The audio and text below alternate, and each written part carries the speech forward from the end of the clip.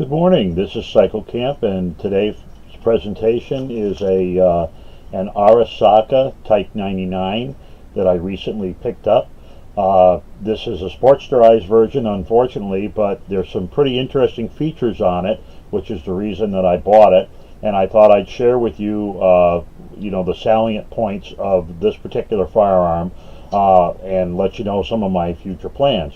So, as I said, this is a Type 99 Arisaka. This firearm is in the original 7.7 millimeter Japanese chambering, so it is in its original chambering. All the parts on it appear to be period correct, and other than having been sportsterized, it seems to be in pretty good shape. So let's take a closer look at some of the features of the firearm. First of all, the sighting systems are intact and have not been modified, and this is a later production type sighting block here on the top. Also, it still has the original ladder rail. Because this is not an early production, however, this particular ladder rail does not have the flip outs for the aircraft, shooting down the aircraft. On the original, on the first models of this, there was actually a set of fingers that flipped out to the side like this, and that had markings on them where they could lead a plane, and it was the job of the operator of the firearm to estimate the plane's wind speed and to lead the plane appropriately. And since they were firing in volley at that point in time, they didn't expect to actually shoot the planes down, but they expected to mess them up, especially low level bombers, so that they wouldn't hit their targets. So the ladder sight on this is intact, and all does appear to be working properly. It has all the correct numbers and stuff on it. In fact, we can play around with the focus a little bit later on, and you can see it's got the markers. The markings are well etched. It's in fairly good shape. It's not pitted up or scratched too badly.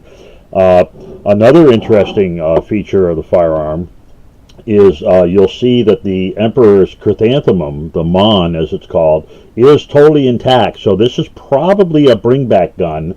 This was probably not turned in, as most of the people in the Japanese army would have defaced the Emperor's mum, because it was a shameful thing to turn in a weapon with the mum intact. You'll also notice in back of the mum, you'll also know the venting port. That's a protection device in case the cartridge ruptures inside the chamber. It diverts the gases up and away from the operator, whose face is laying, behind the bolt, obviously.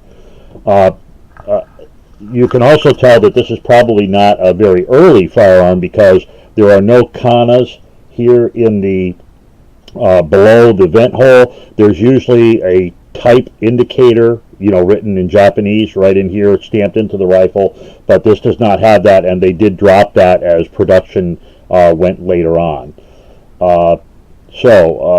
Another thing that's interesting about this, it does have the period correct sort of teardroppy or pineapple-y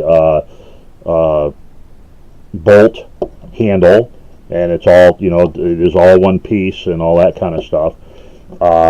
And let me turn this around for you.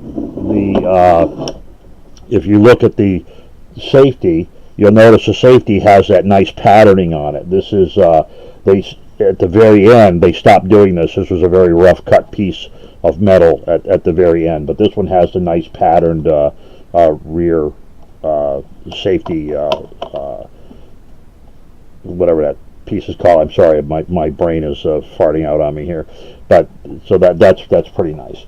The other markings on the firearm are also intact. So here you can see, let me just double check and see if I can, yeah, okay. So you can see this mark here, that kana is an alphabet marker that tells you which run number or lot number. That one happens to be the mark for 32. Then you've got the serial number of the firearm itself, the 877. Is that a 7 or a 1? 1, okay. 800, 80,071.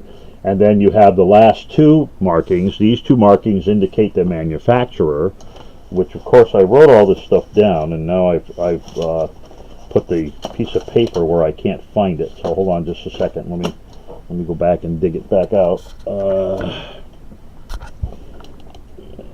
Stop that for a second.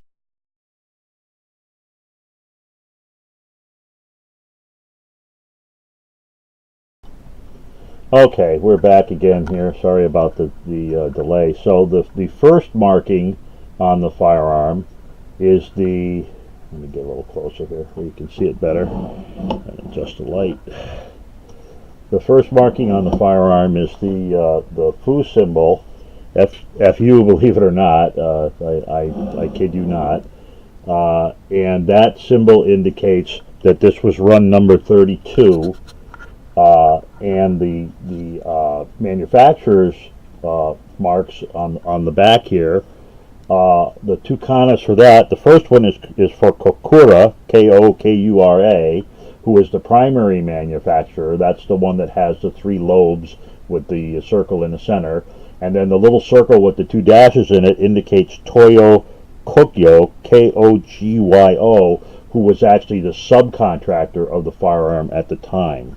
And I'll put up another, I'll put up a section here in just a second that shows some information about what those symbols actually mean.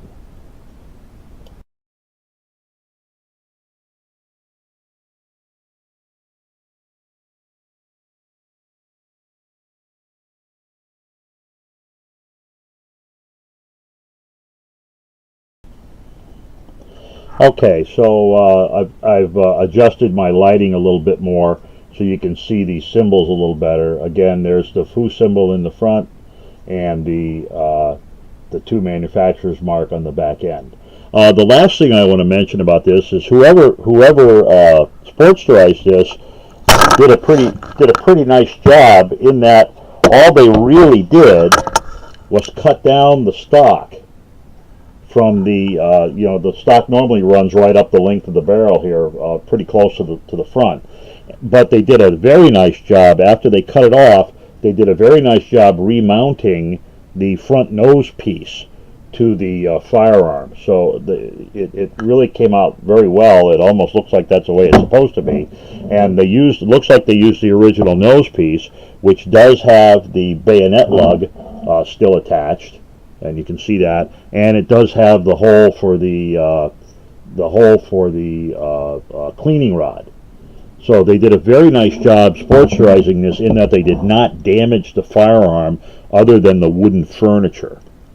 There are no marks in the receiver. They did not drill or tap this anywhere in order to mount, say, a rifle scope or any of that kind of thing, and that would have really caused this to not be recoverable. So my intention is to try to find a set of furniture to bring this firearm back to its original wartime configuration, and then it's sort of problematic because some of the places I've been referred to, the price of just finding the hardware and the for instance back here on the stock you'll notice this relief where they had mounted a sling swivel was mounted right in there, and there would have been a sling swivel on the midsection where the clamp is for the stock. Just those pieces and nuts and bolts and screws and the wood probably cost 3 times more than I paid for this entire firearm. So I'm being kind of fussy about where I find this stuff. I will also mention that this particular firearm has the nice steel butt plate. It does not have the cheapy wooden butt plate that you would normally find on a later run firearm. So this gun has a lot of very nice period correct features that are all intact. So it's my intention to try to go find another stock and top piece handguard for this firearm and try to bring it back into as close to military condition as I can to add it to my collection. So I hope you enjoyed seeing this. When I get my all the pieces together and I get this rebuilt, I'll do a chapter 2 on this, and you can see what it's going to look like then. So in the meantime, thank you very much for watching. Don't forget, gunchannels.com, very important, great place for people to meet and talk and exchange ideas about firearms technology, the politics around firearms and stuff like that. Great bunch of guys. I've really enjoyed hanging out with them. So don't forget to come to gunchannels.com and see what we're all about. Thank you very much for watching.